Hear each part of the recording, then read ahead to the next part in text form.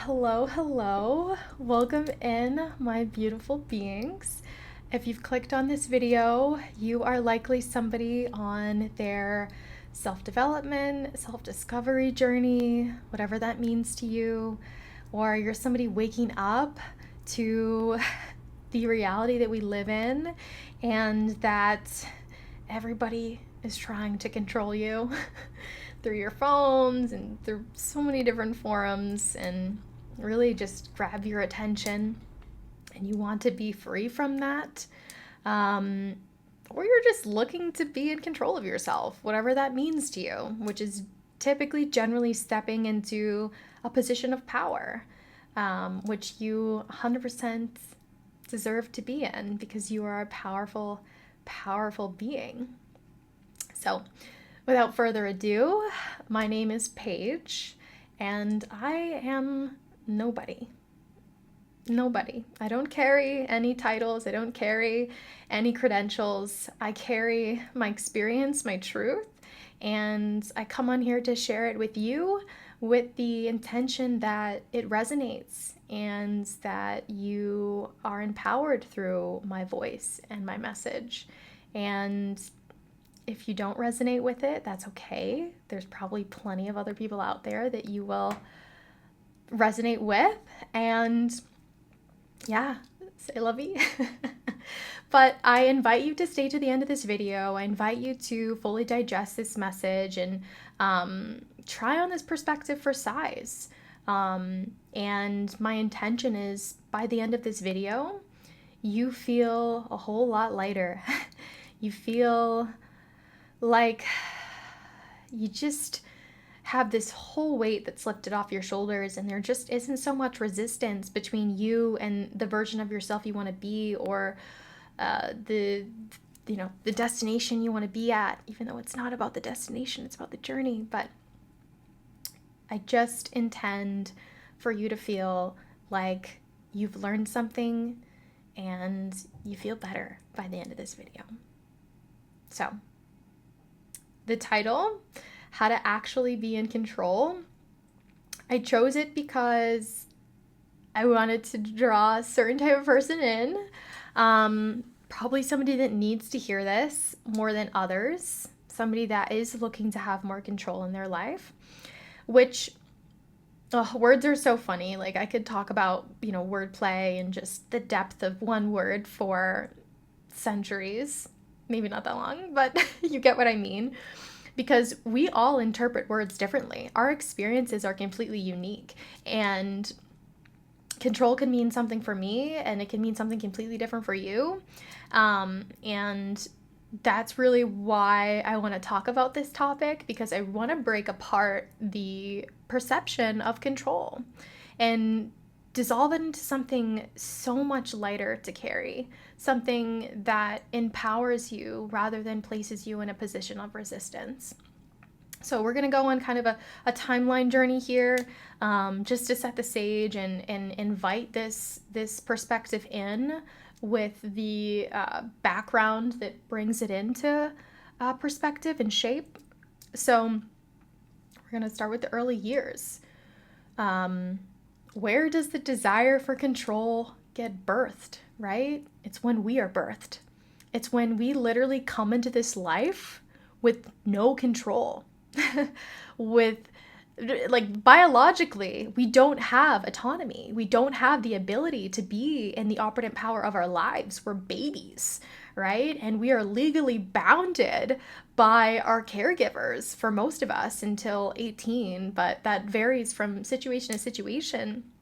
And that's typically where the desire for control is birthed, because you come into this life, you're told who to be, and by the time that you make it out, to like be in the operative power of your life, to make choices for yourself, you are running on programs that you didn't choose. And it's likely that you go into this life and, right, you have an idea of who you want to be. But sometimes what comes out is like, wait, why am I doing this? Wait, why am I allowing this person to treat me so poorly? Or why am I numbing myself with alcohol? Or why did I choose this career path when it's not even something that like I love, right? And so we have this whole waking up that happens, most of us, and if not, I invite you on that journey. Maybe this is the start of it, but this waking up where you start to question whether or not you actually have control. Because, right, you start with not having it, you get excited to have it, you become an adult, and you have this illusion of control, and you start making decisions, but then it still doesn't feel like you have control over your life. And this is where a lot of people will go on this spiritual journey, this self-discovery journey, because they want to harness the power that exists inside them. They want to be in the operative power of their lives, as they freaking should. And so as we question, where do I have control? Where do I not? A lot of us find ourselves recognizing that the power exists within, and you create from the inside out.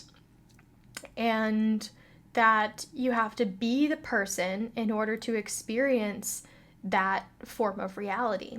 And so, right, spirituality really is the journey inward. It's this inward game that we play, and we discover within ourselves, and we get to the depths of our being in order to be in control of our lives, or be in the operative power of our reality, right? So we go inward.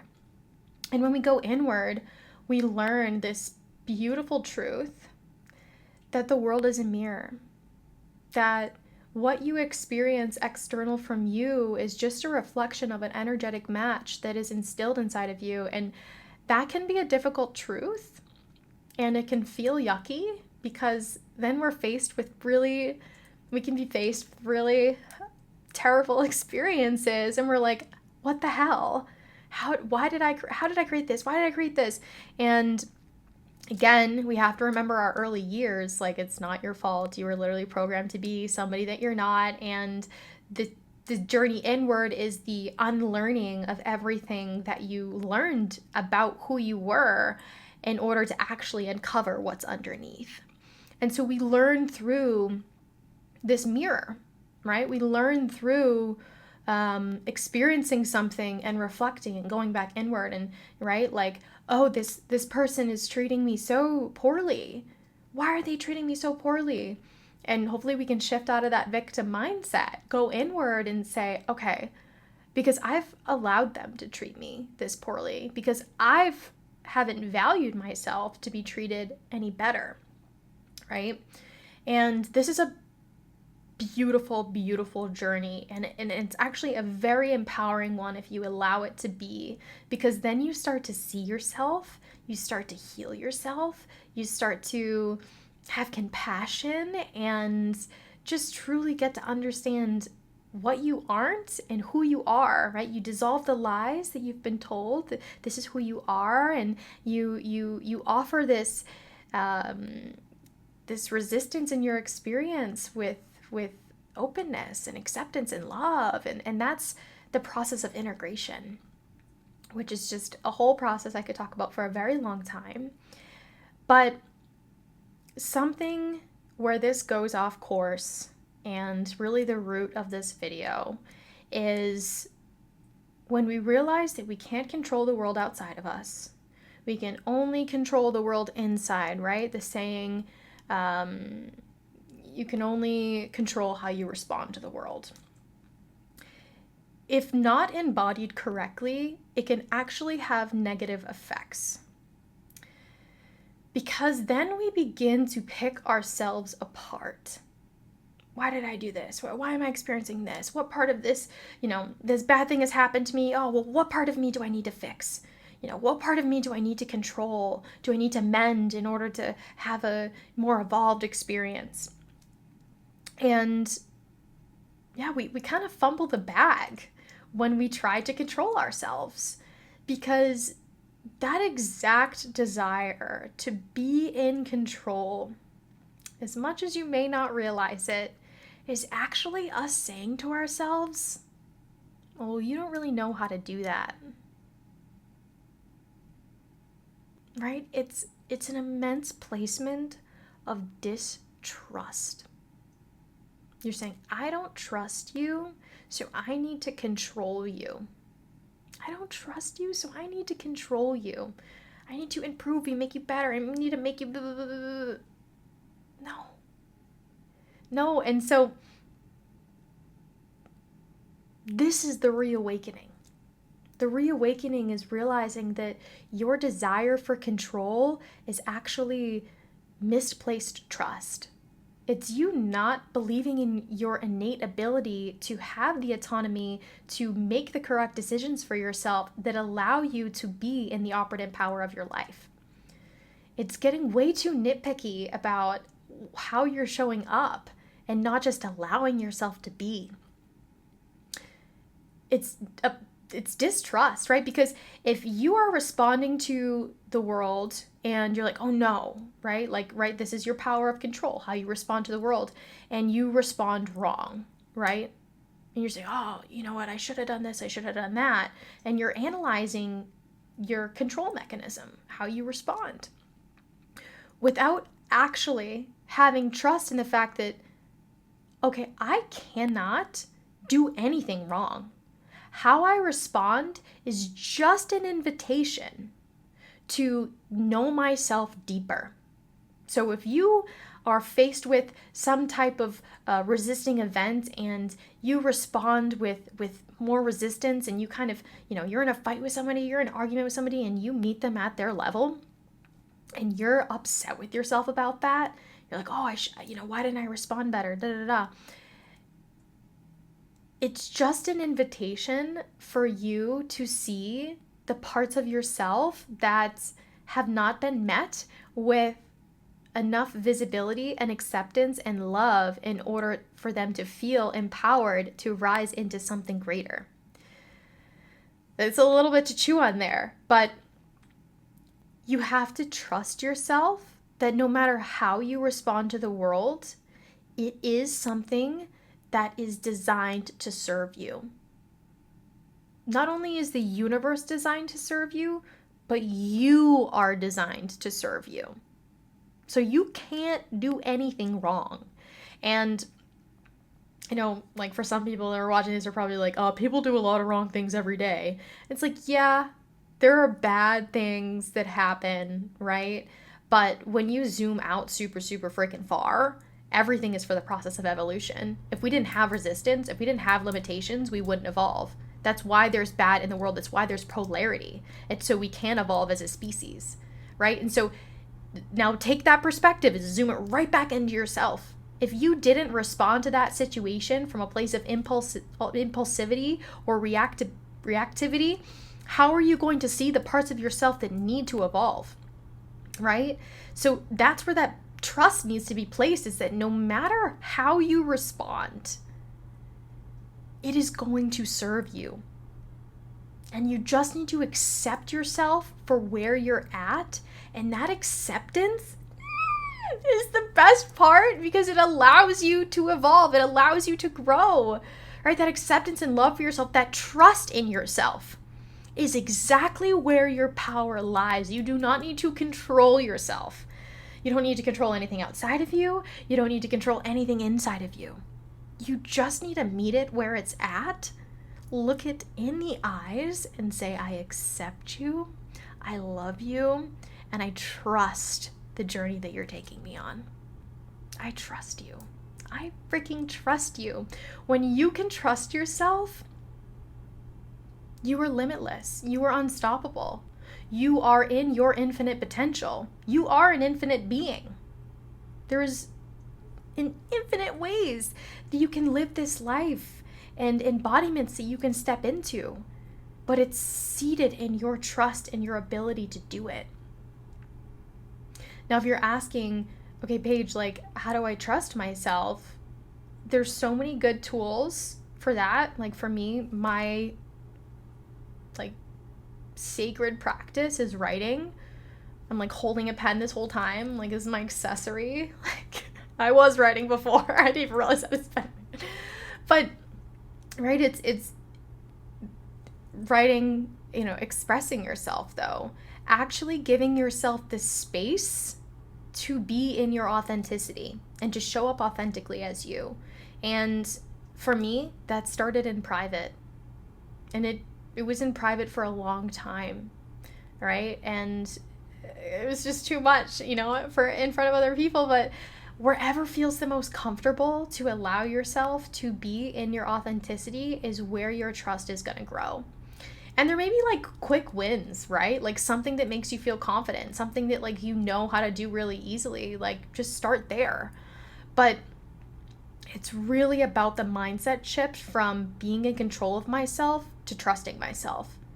When you can make that shift, like you're gonna feel so much lighter because you don't have to do anything, right? You just have to be who you are and trust that who you are in this present moment is enough for the experiences you're going to experience. And everything that you do experience, it's not to your preference, is literally just an opportunity for you to grow deeper into your knowing of the self and in turn your trust in the self.